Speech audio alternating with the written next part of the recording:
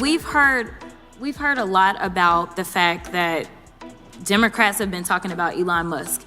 And let me give you a news alert. We're not gonna stop talking about him. We're gonna keep talking about him until he is out of here. Now, if he wants to be elected or appointed and confirmed to something, then so be it. But as of right now, we have somebody that for whatever reason, I don't know if y'all just trying to play in our face because you think we're stupid, or if you literally just cannot see the difference in a George Soros and a Bill Gates. But let me give you a little bit of the difference. Number one, George Soros nor Bill Gates ever somehow decided to turn off the spigot of money that was going through to various organizations and agencies to the extent that it had actually been ordered by law that they should have access to it, to the extent that people are dying.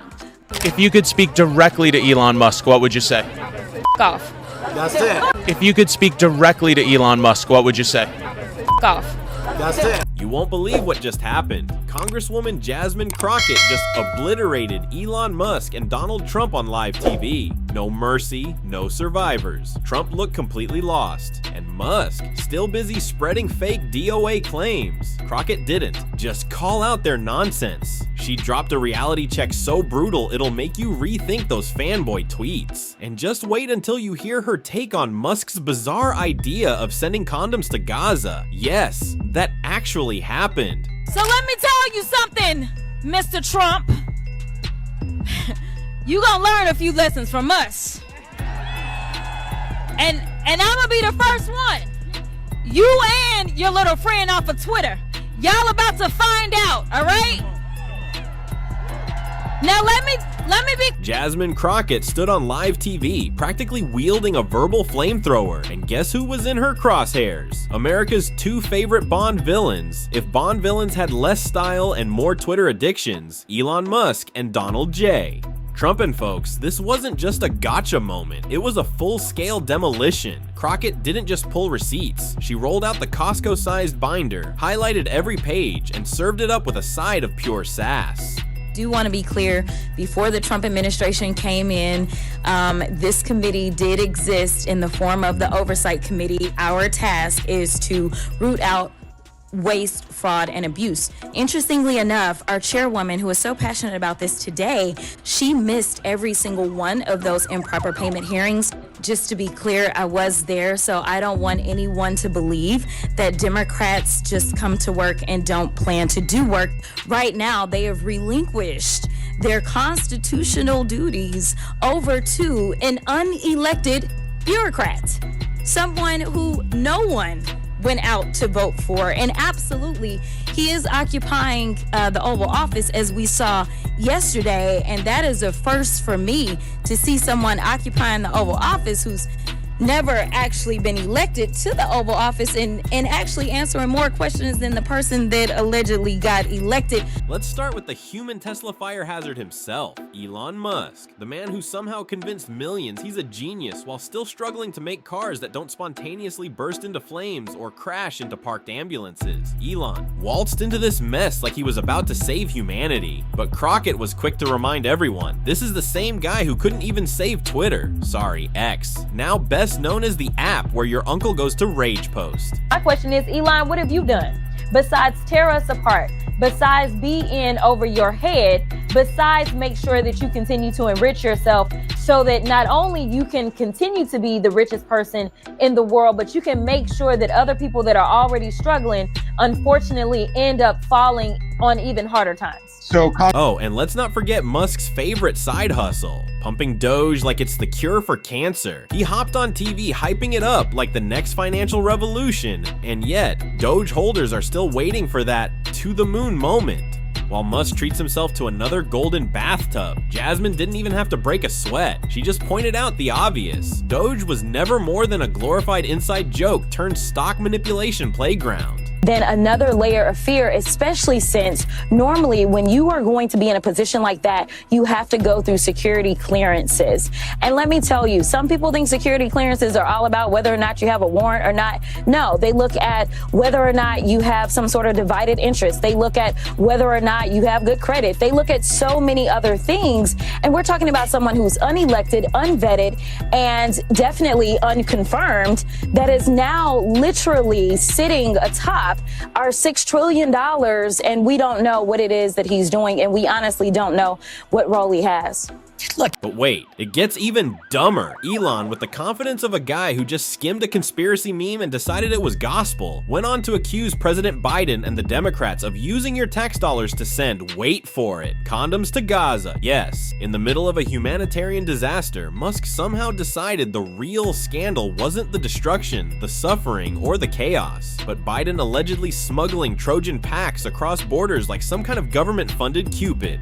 Of course, there were no receipts, no proof, no documents, just Elon firing off tweets like a divorced dad who thinks he cracked the Da Vinci Code after 2 beers. Crockett, without even blinking, made sure the audience understood just how ridiculous this sounded. Because if you actually believe the Democrats sat around saying, you know what Gaza needs? Less food, less medicine, more condoms, then congratulations, you just might be eligible for an honorary Twitter blue check.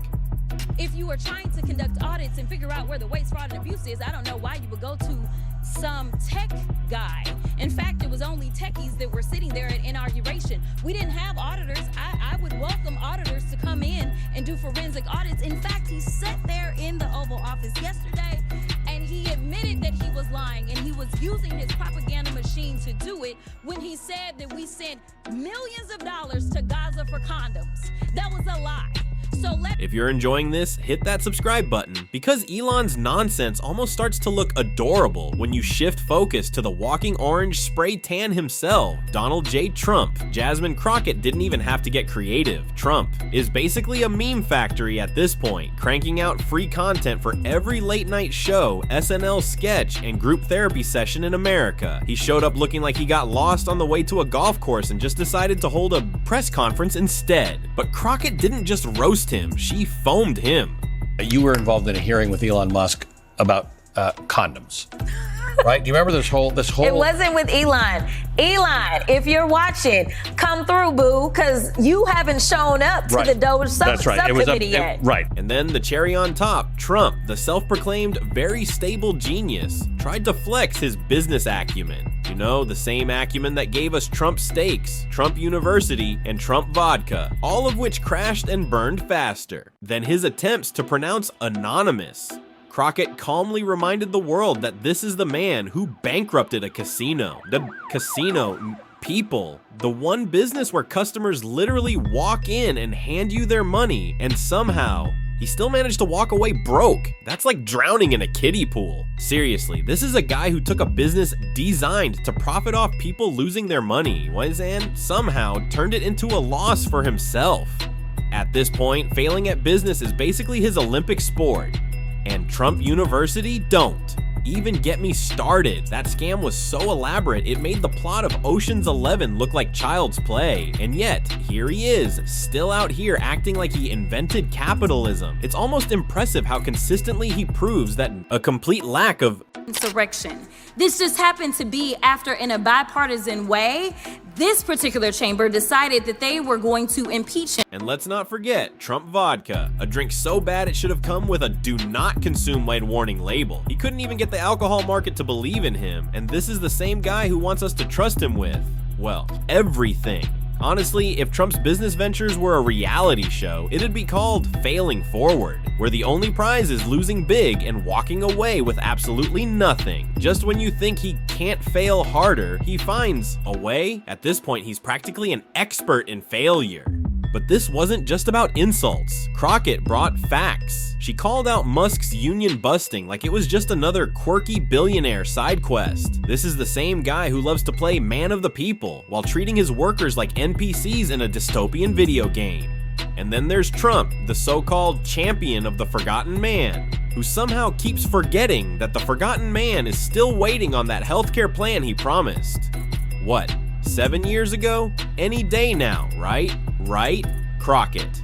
didn't need to yell, she didn't need fireworks, she just laid out the reality, and you could practically hear the sound of MAGA hats being nervously adjusted. It's wild how these two, one who thinks he's Iron Man but is really just a gas station knockoff action figure, and the other who thinks he's George Washington reincarnated but can't name the 3 branches of government, somehow still managed to get airtime without someone walking in and changing the channel for them. Lies. That's the big issue that we have.